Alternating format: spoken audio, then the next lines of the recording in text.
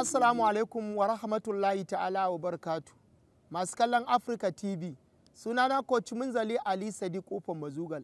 Kamar yadda muke ci gaba da ka muku yadda za ku motsa jiki a cikin ɗakunan ku samu sa'ida ta jikinku. Hakika ɗan adam, jikin ɗan adam yana buƙatar abin da yake buƙata, musamman 'ya'yan itatuwa da ganyayyaki. A ringa yawan cin 'ya'yan itatuwa da ganyayyaki, suna da amfanuwa a jiki. Mu daina daka ta zuciyarmu muna cin abin da zuciyarmu take so ba abin da jikinmu yake so ba. In dai za ka ringa cin abin da zuciyarka take so ba abin da jikinka yake so ba, to gaskiya akwai matsala. Shawara ga masu kallon mu, a ringa yawaita cin 'ya'yan itatuwa, a ringa yawan cin 'ya'yan itatuwa, a ringa cin ganyayyaki, suna da matukar muhimmanci. In dai ba wajen likita ka je ba ya ce karka ci kaza karka ci kaza, wannan kuma ya zama ma wajibi. Amma 'ya'yan itatuwa suna da muhimmanci a jikin ɗan adam, musamman da daddare suna da amfanuwa. Maimakon ka ci nama, ka ci abu mai fulawa, ka ci abu mai wannan, duk dai ka ajiye wannan abubuwan. Cin 'ya'yan itatuwa suna da matukar muhimmanci, jikin ɗan adam yana so. To za mu ƙara taɓa baya. Kin ga mun kwanta, ke ma kin kwanta, wannan ba baya ba, har ciki ma yana taɓa hajiya. To ajiye hannayenki haka hajiya, sai ki ɗan ɗaga kaɗan. To ɗaga, to za mu ƙirga guda 10 mu huta. 1, 2, 3, 4, 5, 6, 7, 8, 9. Masha Allahu 10. Kin huta ko hajiya? Har ciki ma yana taɓa.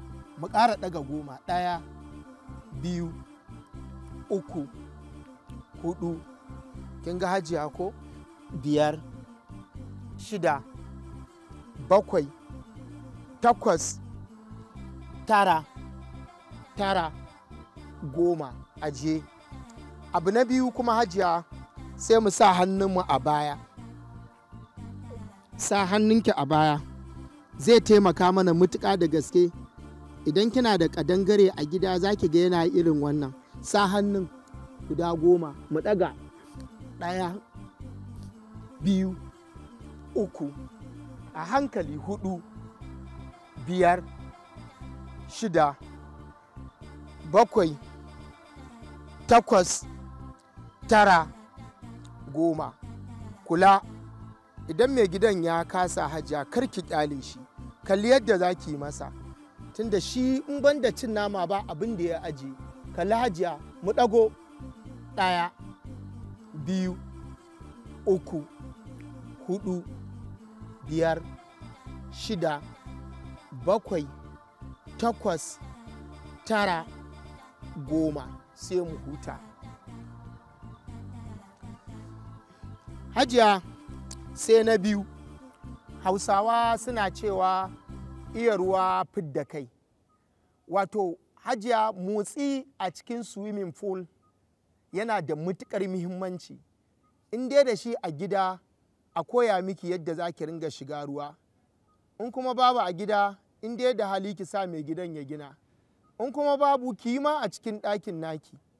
Tunda mu za mu koya miki ma yadda za ki yi swimming pool a cikin ɗaki. Yan cikin ruwa za mu shiga hajiya, yana taimaka mana wajen ciwon baya mutuƙa da gaske. Masu ciwon baya in kuna shiga swimming pool yana taimaka mana. Yanzu tun da nan ba swimming pool, za mu yi shi a ƙasa. Za mu yi guda 10. Shiga ruwa. Kin shirya hajiya? Tun da dai na san 'ya'yanki duk sun iya ruwa, amma ke yau akan kafet za mu fara. Iya ruwa.